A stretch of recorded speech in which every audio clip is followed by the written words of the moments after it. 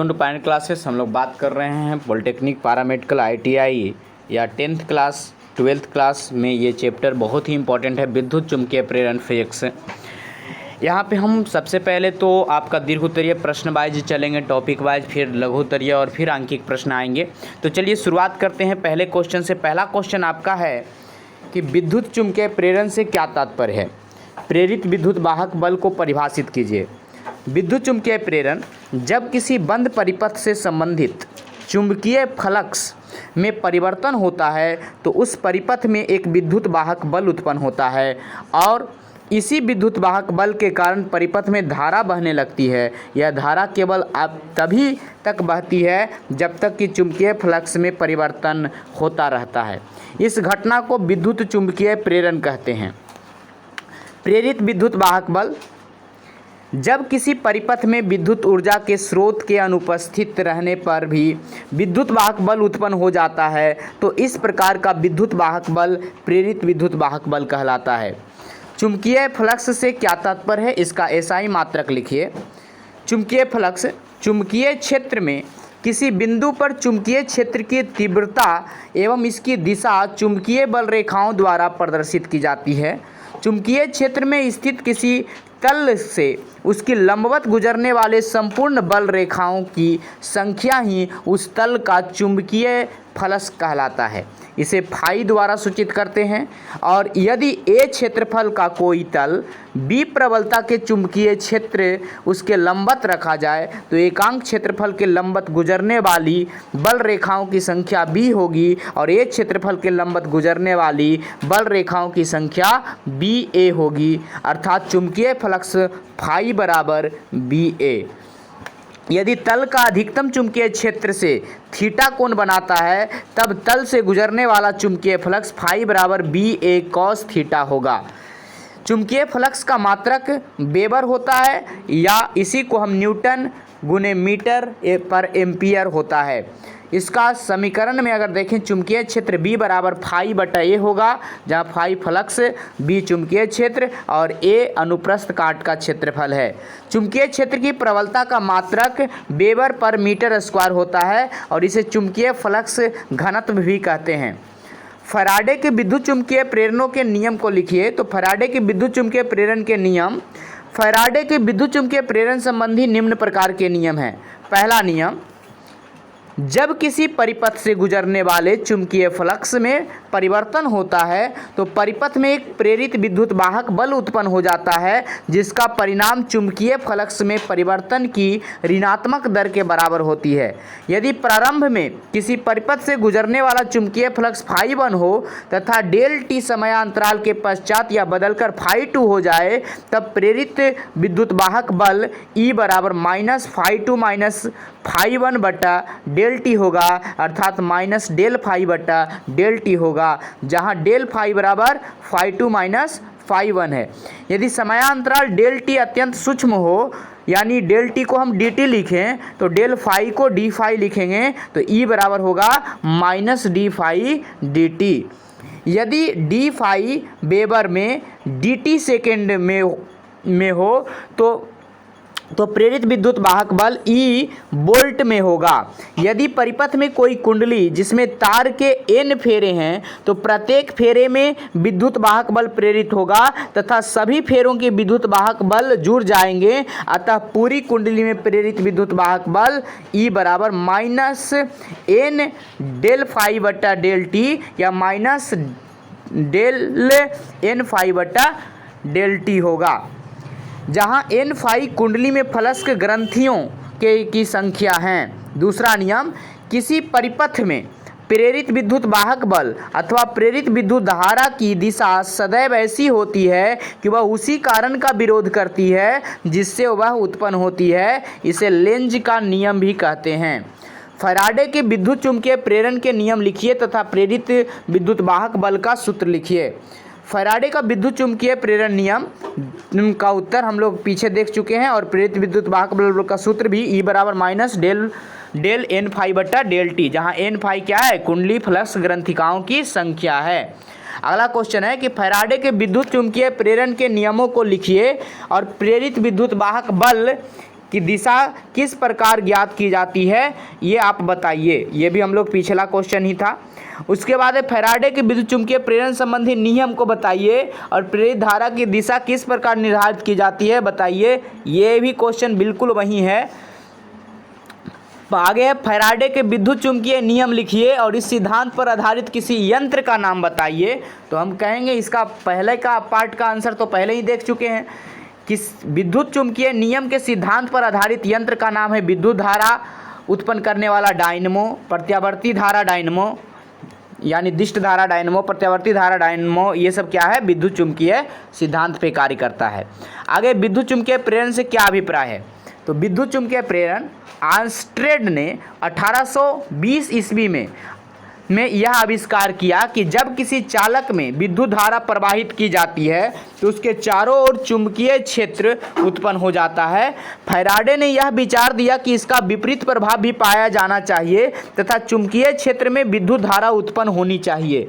इसकी खोज से सन 1831 में फैराडे ने इंग्लैंड में तथा लगभग इसी समय हेनरी ने अमेरिका में अनेक प्रयोग किए और फैराडे के कुछ प्रयोग निम्न है। पहला प्रयोग, जैसा कि आप चित्र में देख रहे हैं कि चित्र तार की एक कुंडली को दोनों सिरे एक धारा मापी से जुड़े हुए हैं। जब हम धारा मापी से जुड़ा हुआ है, जब चुंबक के उत्तरी ध्रुव नॉर्थ को कुंडली की ओर चलाते हैं तो धारा मापी में एक क्षणिक विक्षेपण होता है जिससे पता चलता है कि चुंबक की गति से कुंडली में विद्युत धारा प्रवाहित होती है। चुंबक को कुंडली से दूर ले जाने पर धारा मापी में क्षणिक विक्षोभ उत्पन्न होता है, इस जो कि विपरीत दिशा में होता है, अर्थात जब कुंडली से धारा पहले से विपरीत दिशा में प्रवाहित होती है। इस प्रकार यदि चुंबक के दक्षिण ध्रुव एस को कुंडली के समीप लाएं अथवा दूर हटाएं तो धारा मापी में क्षणिक विक्षेप पहले से विपरीत दिशा में होता है। धारा मापी में विक्षेप केवल तक होता है जब तक कि चुंबक गतिशील है। चुंबक के रुकते ही विक्षेप भी लुप्त हो जाता है, अर्थात धारा बंद हो जाती है। यदि चुंबक को स्थिर रखकर कुंडली को चुंबक की ओर लाएं और चुंबक से दूर ले जाएं तब भी धारा मापी में इसी प्रकार का विक्षेप होता है और इससे पता चलता है कि कुंडली में धारा कुंडली तथा चुंबक के बीच सापेक्ष गति से उत्पन्न होती है। इसमें कोई अंतर नहीं है पड़ता कि चुंबक गतिशील है अथवा कुंडली। चुंबक अथवा कुंडली को जितनी तेजी से चलाया जाता है धारा मापी में उतना ही अधिक विक्षेप होता है, अर्थात धारा उतनी ही अधिक प्रबल उत्पन्न होती है। यदि कुंडली में फेरों की संख्या बढ़ा दी जाए तो अथवा कुंडली के भीतर नर्म लोहे की छड़ रख दी जाए तो धारा की प्रबलता बढ़ जाती है। फैराडे के प्रयोग की व्याख्या, फैराडे ने इस प्रयोग की व्याख्या चुंबकीय फ्लक्स के परिवर्तन के आधार पर की हैं। जब एक कुंडली को किसी चुंबक से कुछ दूरी पर रखते हैं तो चुंबक की फ्लक्स रेखाएं की एक निश्चित संख्या कुंडली में से होकर गुजरती है। यदि चुंबक तथा कुंडली में से किसी एक को चलाया जाए तो कुंडली में होकर गुजरने वाली फ्लक्स रेखाओं की संख्या चुंबकीय फ्लक्स में परिवर्तन होने लगता है और कुंडली को चुंबक के समीप लाने पर कुंडली में से गुजरने वाली फ्लक्स रेखाओं की संख्या बढ़ने लगती है तथा दूर ले जाने पे घटने लगती है और इस फ्लक्स में परिवर्तन का कारण कुंडली में एक विद्युत वाहक बल स्थापित होता है तथा धारा प्रवाहित होती है और इस विद्युत वाहक बल को प्रेरित विद्युत वाहक बल तथा धारा को प्रेरित धारा कहते हैं।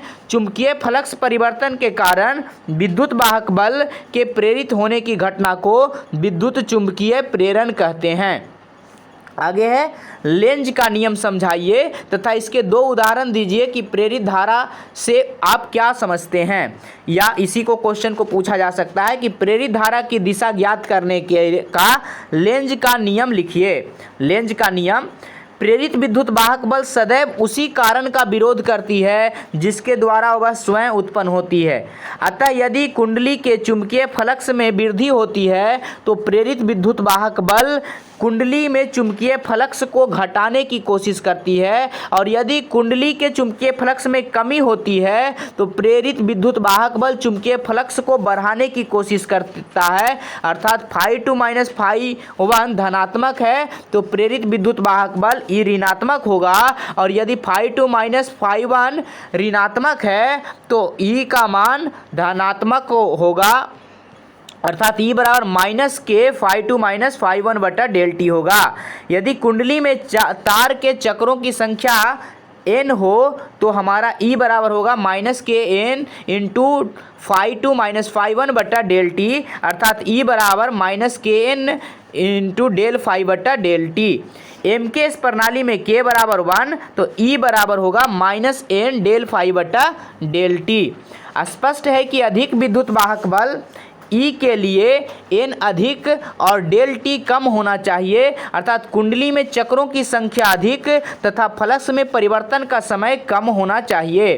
प्रेरित धारा की दिशा फ्लेमिंग के दाएं हाथ के नियम के अनुसार प्रेरित धारा की दिशा ज्ञात की जाती है। यदि दाएं हाथ का अंगूठा और उसके पास वाली दोनों उंगलियों को एक दूसरे के लंबवत फैलाए जाएं, तब यदि पहली उंगली चुंबकीय क्षेत्र की दिशा तथा अंगूठा चालक के चलने की दिशा को दर्शाता है तो बीच वाली उंगली चालक में प्रेरित धारा की दिशा को बताता है। प्रेरित धारा की दिशा ज्ञात करने का लेंज का नियम। इस नियम के अनुसार किसी परिपथ में प्रेरित विद्युत धारा की दिशा सदैव ऐसी होती है कि वह उस कारण का विरोध करती है जिससे वह स्वयं उत्पन्न होती है। उदाहरण के लिए प्रत्यावर्ती धारा डायनमो और दिष्ट धारा डायनमो। आगे है फ्लेमिंग का दाएं हाथ का नियम लिखिए।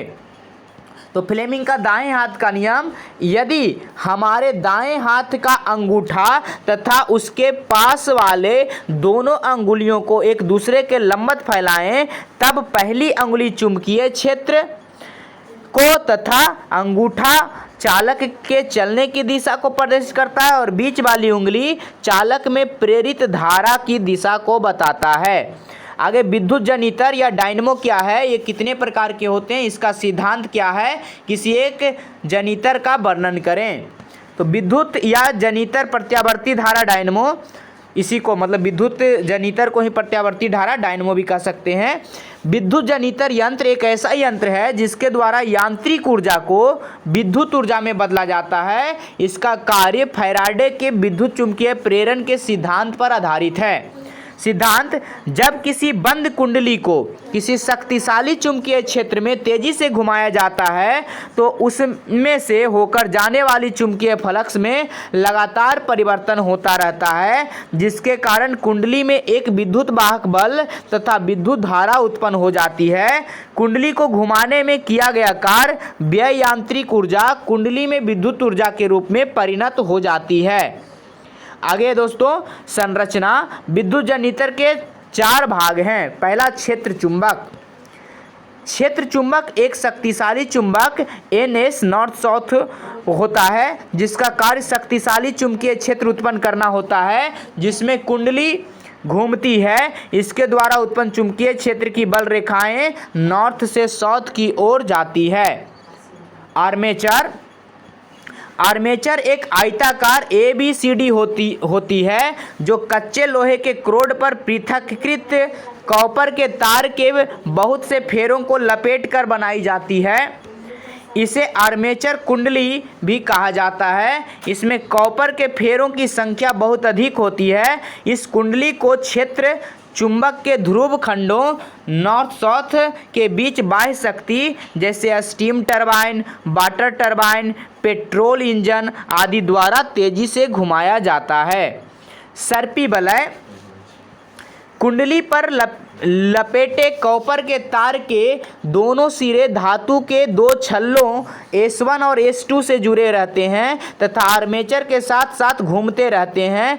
इनको सर्पी वलय कहते हैं। ये छल्ले परस्पर तथा धुरादंड से पृथक्कृत रहते हैं। आगे ब्रूस। सर्पी वलय S1 और S2 सदैव कॉपर की बनी 2 पत्तियों B1 और B2 को स्पर्श करते रहते हैं, जिन्हें ब्रूस कहते हैं। ये ब्रूस स्थिर रहते हैं तथा इनका संबंध उस बाह्य परिपथ से कर देते हैं जिसमें विद्युत धारा जानी होती है। कार्यविधि। माना ABCD दक्षिणावर्त दिशा में घूम रही है, जिसमें CD नीचे जा रही है तथा AB ऊपर की ओर आ रही है, तो फ्लेमिंग के दाएं हाथ के नियमानुसार भुजाओं में प्रेरित धारा की दिशा चित्र में जो दिखाया गया है आपको, इस चित्र के अनुसार होगा।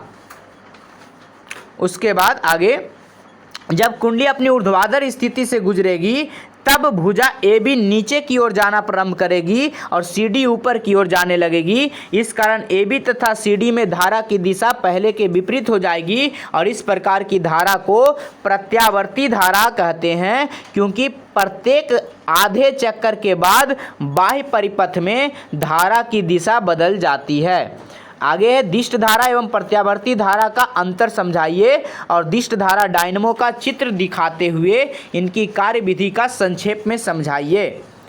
दिष्ट धारा एवं प्रत्यावर्ती धारा में अंतर। तो दिष्ट धारा वह विद्युत धारा है जिसका परिणाम नियत रहता है तथा परिपथ के किसी बिंदु में से एक ही दिशा में प्रवाहित होती रहती है। प्राथमिक तथा संचायक सेलों द्वारा प्राप्त धारा दिष्ट धारा होता है। प्रत्यावर्ती धारा वह धारा है जिसका परिणाम आवर्त रूप में बदलता रहता है तथा जिसकी दिशा बार बार उत्क्रमित होती रहती है। विद्युत जनितर अथवा डायनमो द्वारा प्राप्त धारा प्रत्यावर्ती धारा होती है। यदि प्रत्यावर्ती धारा के परिणाम व समय के बीच ग्राफ खींचें तो वह एक ज्या वक्र के रूप में, टेढ़ी मेढ़ी वक्र के रूप में दिखाई देगा। इस वक्र का भाग ABCD विद्युत जनितर की कुंडली के एक चक्कर को निरूपित करता है, जैसा कि इसमें आपको दिखाया गया है ABCD। आगे है, इससे स्पष्ट है कि कुंडली के प्रत्येक चक्कर में धारा की दिशा 2 बार उत्क्रमित अर्थात बदलती है। दिष्ट धारा डायनमो, यहाँ पे आपको चित्र दिख रहा है, यहाँ पे ये आर्मेचर और ये दोनों नाल चुंबक है, यहाँ पे कार्बन ब्रश, ये सारे चीज़ दिख रहे हैं। दिष्ट धारा डायनमो यांत्रिक ऊर्जा को विद्युत ऊर्जा में रूपांतरित करने वाले उपकरण को डायनमो कहते हैं और इस प्रकार जिस उपकरण से दिष्ट धारा प्राप्त होती है उसे दिष्ट धारा डायनमो या जनितर कहा जाता है। कार्यविधि, माना आयताकार कुंडली का सिरा A विभक्त वलय C1 तथा सिरा D विभक्त वलय C2 से जुड़ा है। माना कुंडली ABCD क्षैतिज चुंबकीय क्षेत्र में स्थित है तथा इसे दक्षिणावर्त दिशा में घुमाया जा रहा है। प्रारंभ में कुंडली का तल चुंबकीय क्षेत्र के लंबवत है।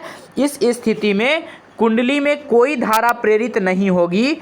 कुंडली के चुंबकीय क्षेत्रों में घूमने के कारण उसमें बद्ध चुंबकीय फ्लक्स में परिवर्तन होता है तथा कुंडली में धारा प्रेरित होती है। 90 डिग्री घूमने के पश्चात कुंडली का तल चुंबकीय क्षेत्र के समानांतर हो जाता है तो धारा अधिकतम हो जाती है। जब कुंडली 90 से 180 डिग्री घूमती है तो प्रेरित विद्युत वाहक बल व धारा दोनों घटने लगते हैं तथा जब कुंडली का तल चुंबकीय क्षेत्र के लंबवत हो जाता है तो प्रेरित धारा शून्य हो जाती है। इस आधे चक्कर में फ्लेमिंग के दाहिने हाथ के नियम से धारा की दिशा कुंडली में AB की ओर और CD से D की ओर तथा बाह्य परिपथ में धारा C2B2 LB1 C1, मतलब इस चित्र में आप देखिएगा, चित्र को पहले बना लीजिएगा तब आसान हो जाएगा। तो इस प्रकार से आपकी पूरी क्रिया रेखा, तो इस प्रकार कुंडली के घूमने से कुंडली में तो प्रत्यावर्ती धारा ही उत्पन्न होती है परंतु बाह्य परिपथ में धारा की दिशा में परिवर्तन नहीं होता, अर्थात एक ही दिशा में विद्युत धारा प्रवाहित होती रहती है। दूसरे शब्दों में दिष्ट धारा प्रवाहित होती रहती है। यह जनितर दिष्ट धारा जनितर कहलाता है। आगे है दिष्ट धारा एवं प्रत्यावर्ती धारा में क्या अंतर है। एक प्रत्यावर्ती धारा जनितर की रचना एवं कार्यविधि बताइए। तो दिष्ट धारा एवं प्रत्यावर्ती धारा में अंतर।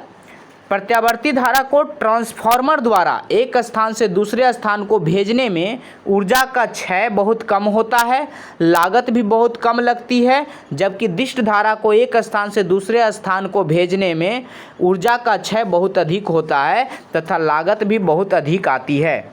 आगे प्रत्यावर्ती धारा वाले यंत्र दिष्ट धारा वाले यंत्रों की तुलना में अधिक मजबूत होते हैं, टिकाऊ होते हैं और सुविधाजनक होते हैं। प्रत्यावर्ती धारा दिष्ट धारा की तुलना में बहुत अधिक खतरनाक है। आगे है विद्युत विश्लेषण, इलेक्ट्रोप्लेटिंग, विद्युत चुंबक आदि बनाने में दिष्ट धारा का उपयोग किया जाता है, न कि प्रत्यावर्ती धारा का। आगे प्रत्यावर्ती धारा जनित्र की रचना और कार्यविधि हम लोग पीछे ही देख चुके थे।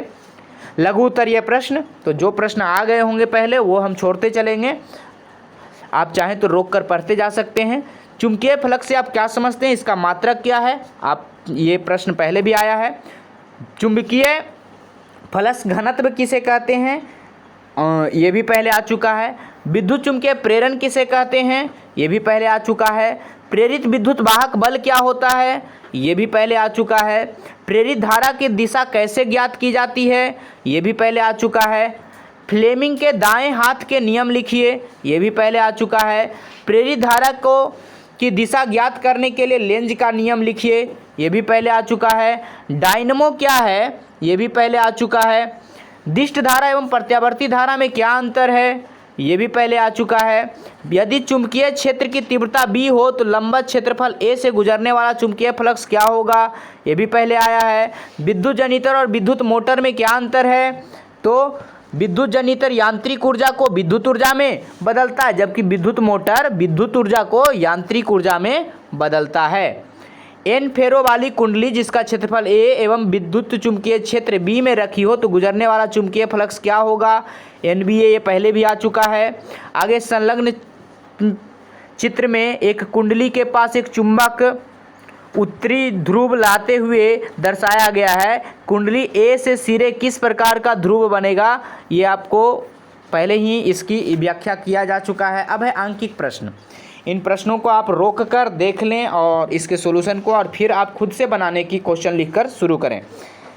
बाकी आपको लाइव क्लास में इसके डिस्कशन किए जाएंगे।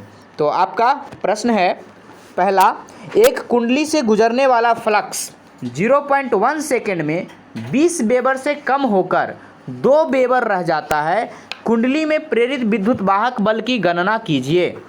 दूसरा है, यदि 10 फेरों वाली तार की एक कुंडली से गुजरने वाले चुंबकीय फ्लक्स में 2 सेकेंड में 25 वेबर की वृद्धि होती है तो कुंडली में उत्पन्न विद्युत वाहक बल क्या होगा।